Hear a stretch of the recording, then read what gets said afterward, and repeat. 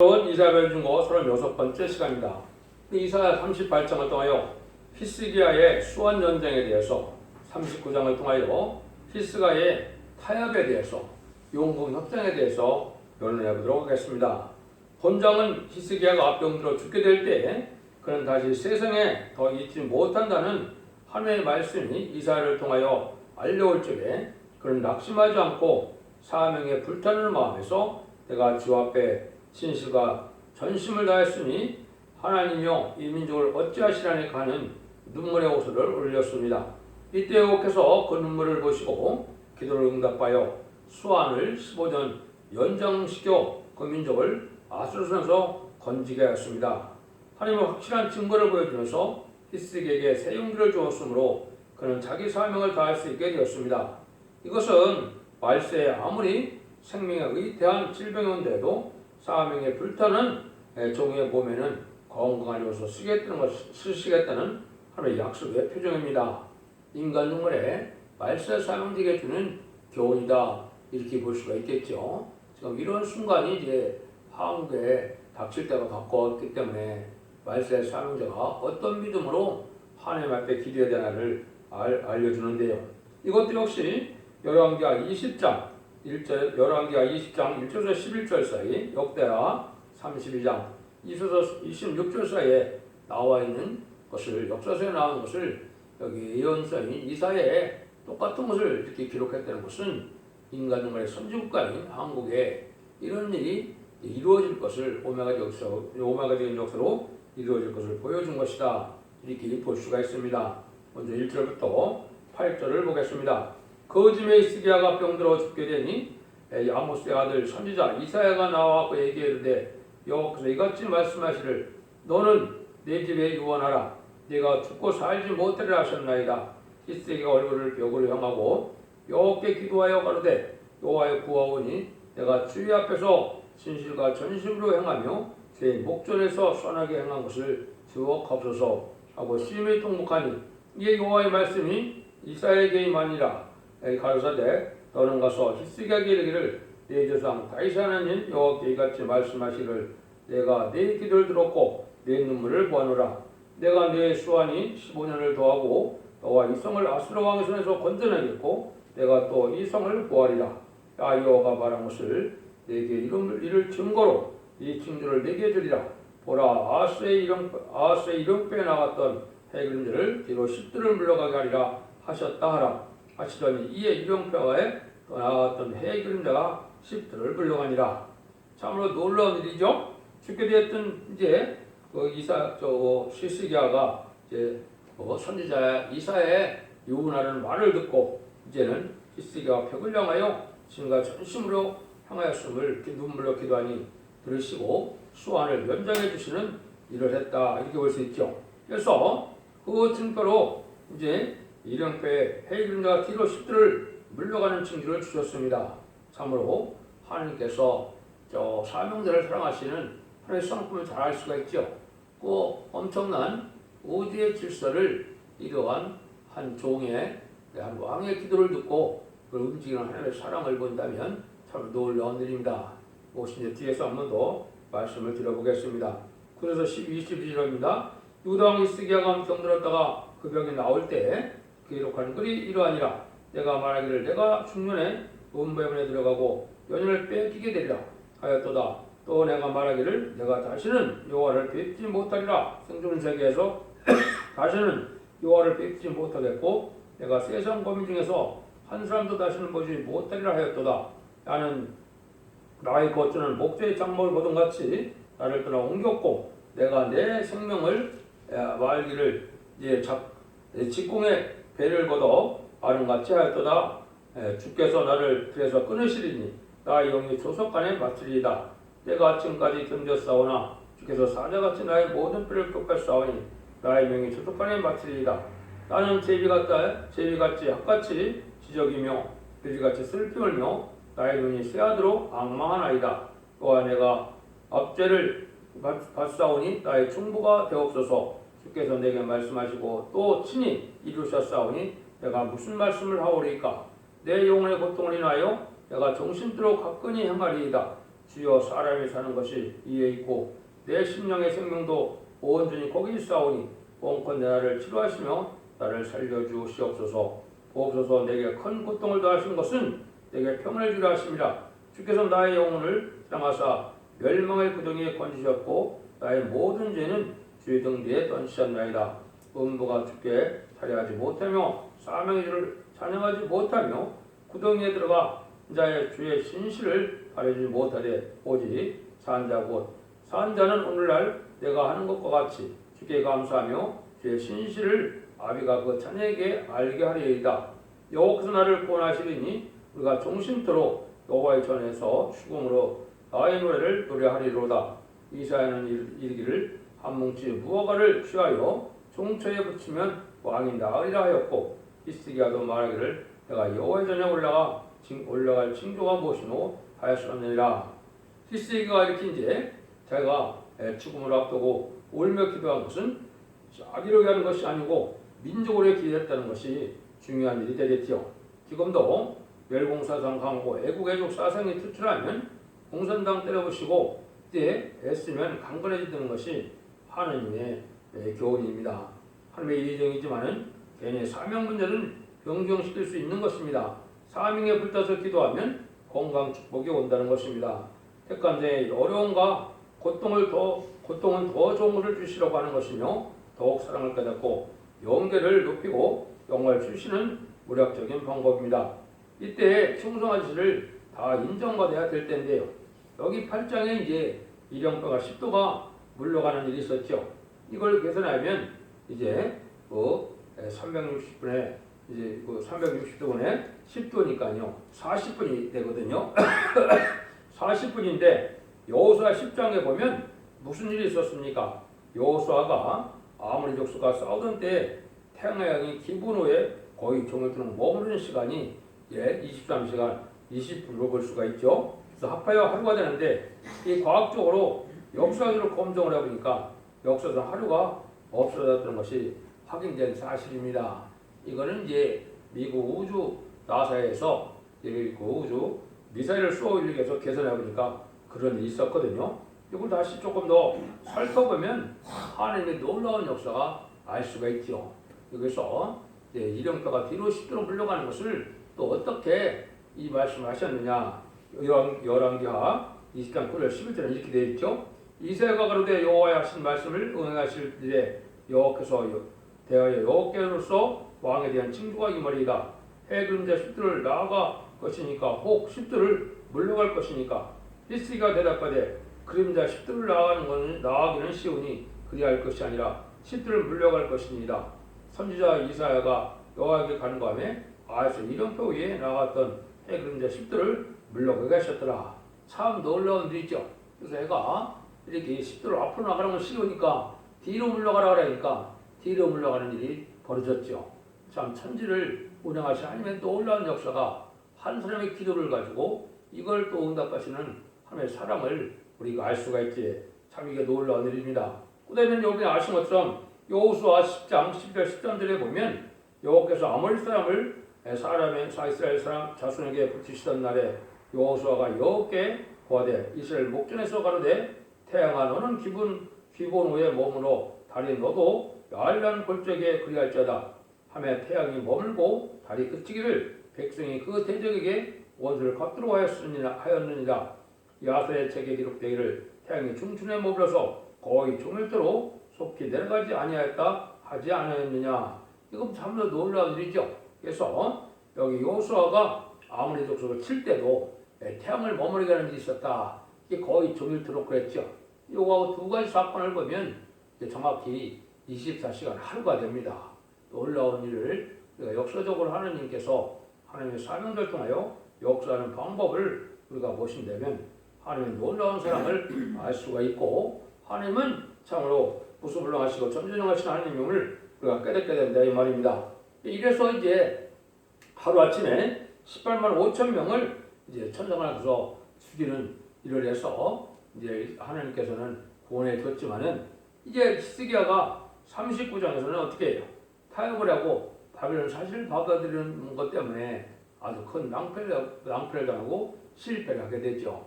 이것은 이 시대에 용공협상이 하나님께서 아주 싫어하는 일이고 또 패망해야 하는 일이다.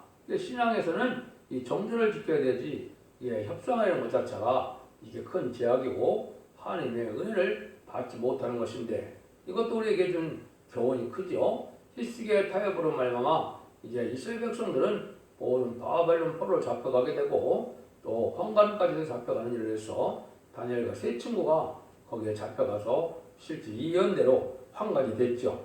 그래서 39장을 통해서는 아무리 기도로서 승리한 용사일지라도 경술이 모든 일을 자기 마음대로 타협했을 때는 실패의 근본이 된 것을 가르치는 교훈이니 히스기야가 바벨론의 사신의 예물을 받고 너무 기본적으로 흥분의 도취가 돼서 하나님의 사람 이사야를 통하여 하나님께 물어보지도 않고 거룩한 예루살렘의 궁중의 소유를 더러운 바벨론 사상을 가진 자에게 보여주고 그를 거룩한 처소를 받아 들였다는 것은 큰 과오가 아닐 수 없는 것입니다.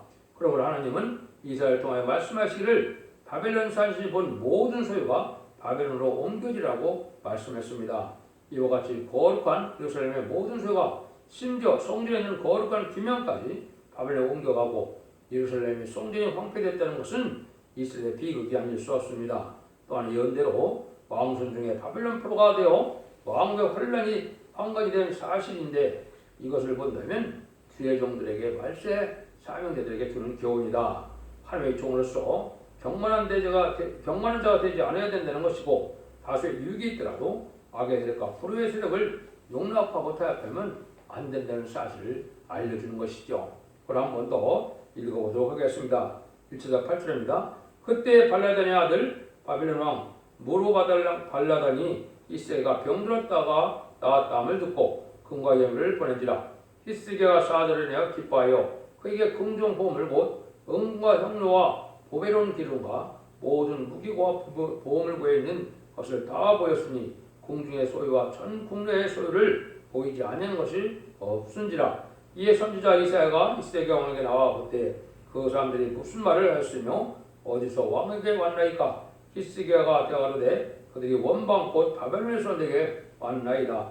이사야가 가로되 그들의 왕의 궁전에서 무엇을 보였나이까. 히스기야가 대답하되 그들이 내 궁전에 있는 것을 다 보았나이다. 내 보물은 보이지 아니한 것도 하나도 없나이다.